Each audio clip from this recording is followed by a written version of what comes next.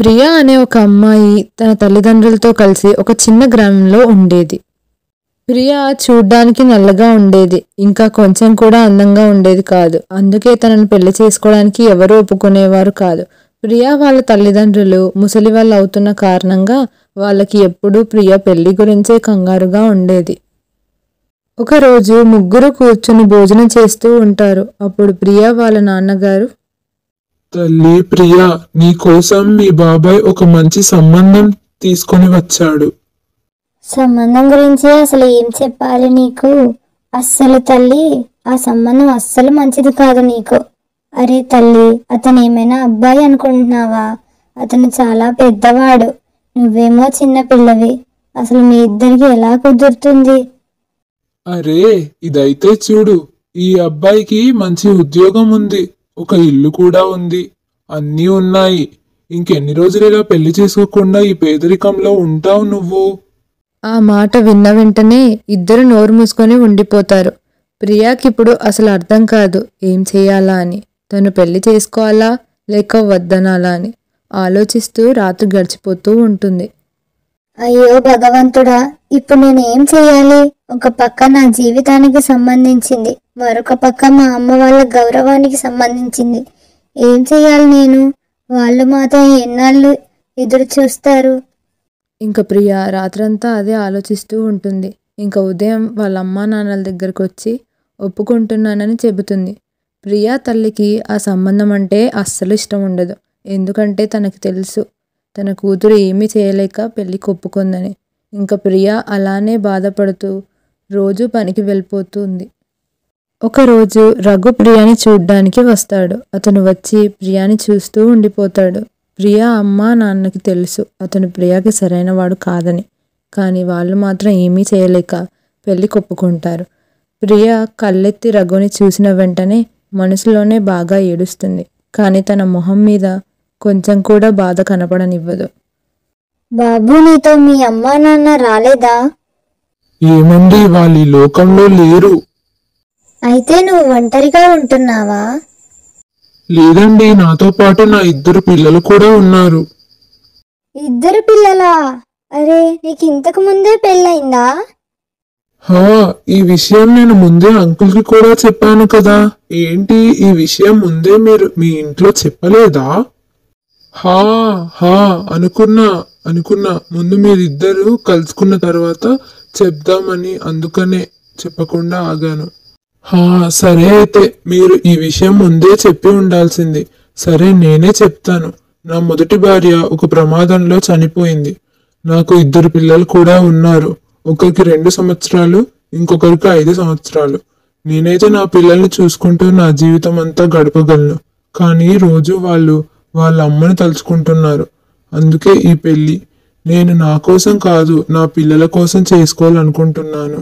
ఒకవేళ మీరే పెళ్ళికి ఒప్పుకుంటే నేను మాటిస్తున్నాను, తన జీవితాంతం ఆనందంగా ఉంటుంది. తనకి ఎలా కావాలంటే అలా ఉండొచ్చు. కానీ దానికి బదులుగా నా పిల్లల్ని ప్రేమగా చూసుకుంటే చాలు. నాకు అదే చాలా సంతోషం. వాళ్ళలో వాళ్ళు మాట్లాడుకుంటారు. ప్రియా వాళ్ళ అమ్మ మాత్రం పెళ్ళికి ఒప్పుకోవద్దు అని చెబుతుంది. కానీ అప్పుడే ప్రియా ఇలా అంటుంది, నిన్ను పెళ్లి చేసుకోవడంలో తనకి ఎలాంటి ఇబ్బంది లేదు అని. ఆ మాట విని అందరూ ఆశ్చర్యపోతారు. ఇంకేముంది, అందరూ ఆనందపడతారు. ఇంకా పెళ్లి పనులు మొదలు పెడతారు. రఘు పెళ్లి ఖర్చంతా అతనే పెట్టుకుంటాడు. ప్రియా వాళ్ళ స్నేహితులు తన ఇంటికొచ్చి డాన్స్ చేయడం మొదలు పెడతారు. మరుసటి రోజు ప్రియాకి హల్దీ జరుగుతుంది. అప్పుడు రఘు తనకి ఫోన్ చేసి తనని కలవమని చెబుతాడు. ప్రియాకి అర్థం కాదు, ఎవరికి కనబడకుండా తను అతన్ని కలవడానికి ఎలా వెళ్ళాలా అని. సౌమ్య, రాధా, నన్ను అతను కలవాలి అనుకుంటున్నాడు, నేను ఎలా వెళ్ళాలి? ఓహో, మీ బావనా? అరే, ఈరోజు మెహందీ కదా. మెహందీ అయిన తర్వాత బయటకు వెళ్ళకూడదు, భూతాలు అవి వెంట పడతాయి. ఈ రోజుల్లో కూడా ఇవన్నీ ఉంటాయా? నేను అస్సలు వీటిని ఏమీ నమ్మను. ఏదో విషయం ఉండుంటుంది, అందుకే ఆయన నన్ను పిలిచారు. లేకపోతే ఆయన నన్ను పిలవరు. నేను ఇప్పుడే స్నానం చేసి వెళ్తాను, మీరిద్దరు ఇక్కడ చూసుకోండి. సౌమ్య ఇంకా రాధ తనకు వద్దని చాలాసార్లు చెప్తారు. కానీ ప్రియ మాత్రం వినకుండా అలానే వెళ్ళిపోతుంది. రఘు ఒక చోట నిలబడి తన కోసం ఎదురు చూస్తూ ఉంటాడు. ప్రియ వెళ్ళి చూసేసరికి రఘుతో పాటు ఒక పాప నిలబడి ఉంటుంది. అరే, పాప ఎందుకు ఏడుస్తుంది? నా కూతురు పింకీ ఉదయం నుంచి మిమ్మల్ని కలుస్తానని మొండి చేస్తుంది. నువ్వు అమ్మని పరిచయం చేసేదాకా నేను అన్నం కూడా తినను అని అలా కూర్చుని ఉంది. చూడండి. పింకీ తల్లి, నువ్వు చాలా మంచిదానివి కదా. అన్నం తినమ్మా, తర్వాత మనం అంతా కూడా కలిసే ఉంటాం కదా. ప్రియ అర్థమయ్యేలా చెప్పిన తర్వాత పింకీ ఏడుపాపి వాళ్ళ నాన్నతో పాటు ఇంటికి వెళ్ళిపోతుంది. ఆ తర్వాత ప్రియ కూడా ఇంటికి వెళ్తూ ఉంటుంది. ప్రియ ఒక మర్రి చెట్టు కింద నుండి వెళ్తూ ఉంటుంది. తన శరీరానికి ఉన్న పసుపు వాసన పైనున్న దయ్యానికి వస్తుంది. అరే వా, పసుపు వాసన! ఈ అమ్మాయికి పెళ్లి జరగబోతుంది. హహహహ, నాకు అర్థమైంది. నేను పెళ్లి లేకుండా చనిపోయాను కదా. ఇది నా పెళ్ళే. హహహహ. అప్పుడే ఆ దయ్యం ప్రియ శరీరంలోకి దూకుతుంది. ప్రియకి కాస్త విచిత్రంగా అనిపిస్తుంది. తర్వాత తనకి ఏమీ గుర్తుండదు, ఎందుకంటే తన శరీరంలో ఇప్పుడు దయ్యం ఉంది కాబట్టి. ప్రియ ఇంటికి వెళ్ళిన తర్వాత వాకిట్లో కాలు చాపుకొని కూర్చుంటుంది. ప్రియా తల్లి, ఎక్కడికి వెళ్ళావమ్మా? నీ ఫ్రెండ్స్ అన్నారు నువ్వు లోపల పడుకున్నావని. చెప్పు తల్లి, ఏమీ మాట్లాడకుండా ఉన్నావు. పిచ్చిదానివా ఏమన్నా? ఎల్లిక్కడి నుంచి ఎందుకు అరుస్తున్నావు? అలా అని ప్రియ అక్కడి నుంచి వెళ్ళిపోతుంది. ప్రియ వాళ్ళ స్నేహితులకి ఇంకా ప్రియ వాళ్ళ అమ్మకి అర్థం కాదు ప్రియ అలా భయంకరమైన గొంతులో ఎందుకు మాట్లాడుతుందని.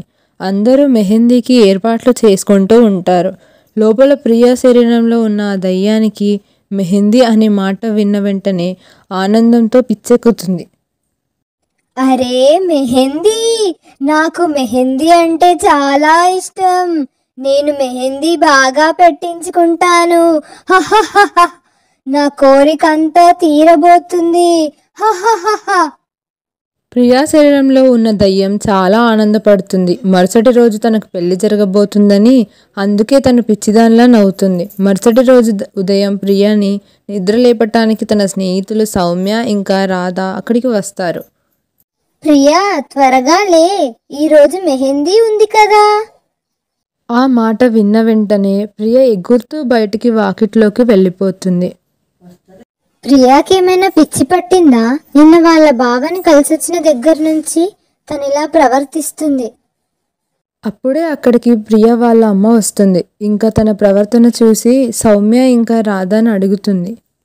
తెలీదంటే నాకు అర్థం కావడం లేదు.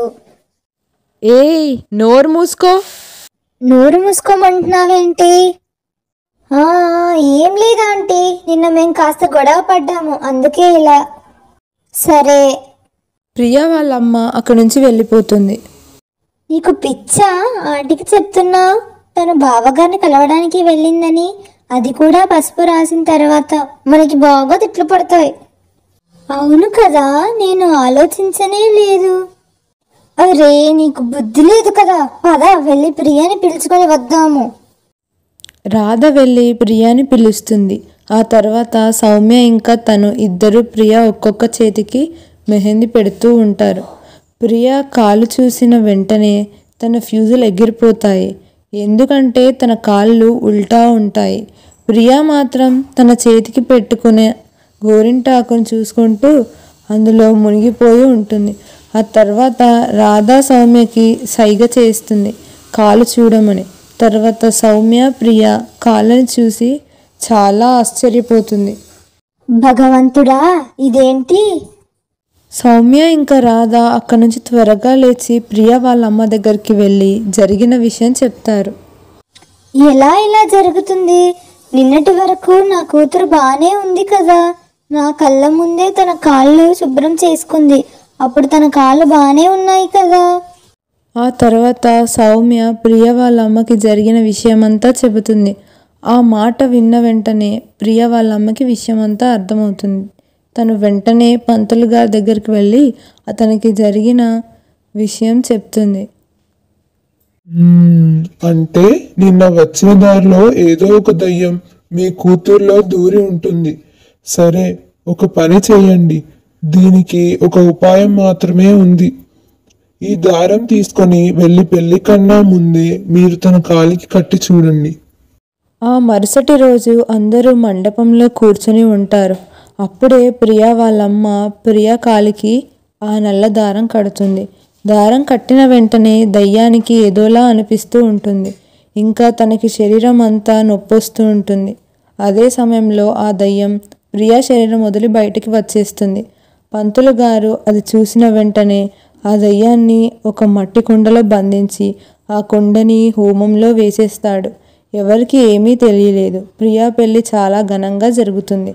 ఇంకా తన ఇంట్లో చాలా ఆనందంగా ఉంటుంది. మీరు ఇంతసేపు ఈ వీడియోని చూసారంటే ఈ వీడియో మీకు ఎంతో నచ్చింది అనుకుంటున్నాను ఫ్రెండ్స్. ఇంకా సబ్స్క్రైబ్ చేయలేదా? వెంటనే సబ్స్క్రైబ్ చేసుకోండి ఫ్రెండ్స్. ఇలాంటి ఎన్నో వీడియోస్ కోసం మా ఛానల్ని సబ్స్క్రైబ్ చేసుకోండి, మరియు లైక్ చేయండి, కామెంట్ చేయండి, ఇంకా మీ ఫ్రెండ్స్ అందరికీ షేర్ చేయండి ఫ్రెండ్స్. బాయ్.